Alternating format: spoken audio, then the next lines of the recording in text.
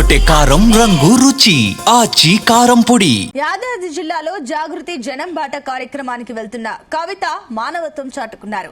నారాపల్లి వద్ద కవితకు అభివాదం చేసేందుకు ప్రయత్నించిన ఓ తండ్రి కుమార్తె ద్విచక్ర వాహనంపై అదుపు తప్పి రోడ్డుపై కింద పడిపోయారు. అకస్మాత్తుగా జరిగిన ఈ ఘటనతో అక్కడ కాసేపు ఉద్రిక్తత పరిస్థితి నెలకొంది.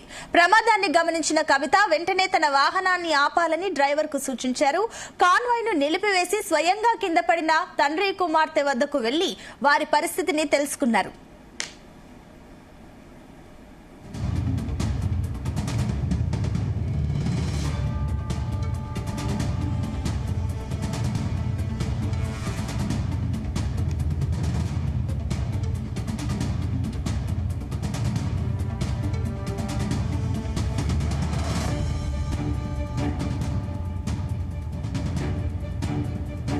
ప్రాజెక్టుల కోసం ల్యాండ్ ఇచ్చి ఉన్నారు.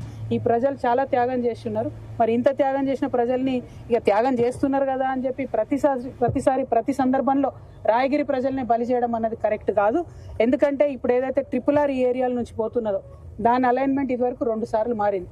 ఫస్ట్ టైము యాదగిరిగుట్ట అవతల సైడ్ ఉన్నప్పుడు ఒక అలైన్మెంట్, మళ్ళీ తర్వాత ఇక్కడ ఒక అలైన్మెంట్, ఇప్పుడు 3వ అలైన్మెంట్ కింద ఇది రావడం జరిగింది. దీనికి కంప్లీట్గా దీని వెనుక ఉన్నది నాయకుల యొక్క అవినీతి అని స్థానిక ప్రజలందరూ కూడా చెప్తున్నటువంటి సందర్భం. మరి ఇప్పుడు అధికారంలో ఉన్నటువంటి కాంగ్రెస్ పార్టీ కూడా ప్రియాంక గాంధీ గారిని కూడా తీసుకొచ్చి మేము RRR అలైన్మెంట్ మార్పిస్తామని చెప్పినటువంటి సందర్భం ఉన్నది. నేను ఇవాళ డిమాండ్ చేస్తున్న కాంగ్రెస్ ప్రభుత్వాన్ని, కోమటిరెడ్డి వెంకటరెడ్డి గారిని, మీ జిల్లాలో మీరు కూడా స్వయంగా కలెక్టరేట్లో కూర్చొని ఒక్క గుంట జాగా కూడా పోనీయ మీ రైతులకు అని చెప్పిండ్రు. మరి చేస్తారా లేదా? ఒకవేళ చేసేది ఉందా లేదా క్లారిటీగా చెప్పండి. ఎందుకంటే మీరు అనేక మాటలు ఇచ్చి తప్పిండ్రు. అట్లనే ఇది కూడా తప్పుతాం అనుకుంటున్నారేమో, కానీ మేమందరం కూడా వారికి మద్దతుగా ఉంటాం. రైతన్నలందరూ కూడా నిజంగా క్షమించాలి. నేను కూడా అప్పుడు TRS పార్టీలో ఉన్నా. ఆ టైంలో మిమ్మల్ని జైల్లో వేయడం జరిగిందని చెప్పిండ్రు. అప్పుడు జరిగినటువంటి అవినీతి వాస్తవానికి నా దృష్టిలో లేదు. ఉండుంటే అప్పుడు కూడా మీ పక్షాన్ని నేను నిలబడేదాన్ని అనే విశ్వాసం నాకున్నది. దానికి మిమ్మల్ని క్షమాపణ నేను కోరుతా ఉన్నాను. ఎందుకంటే రైతన్నలను వేడిలేయడము, రైతన్నలను అరెస్ట్ చేయడం అన్నది దుర్మార్గం.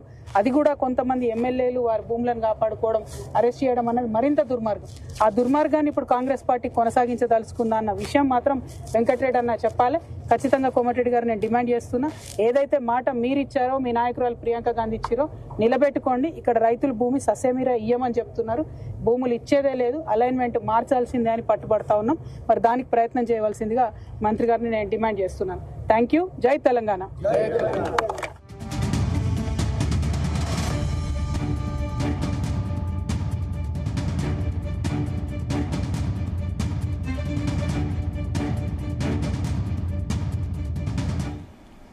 గుమగుమల వంటలే వంటలే అదరగొట్టే కారం రంగు రుచి ఆచి కారం పొడి.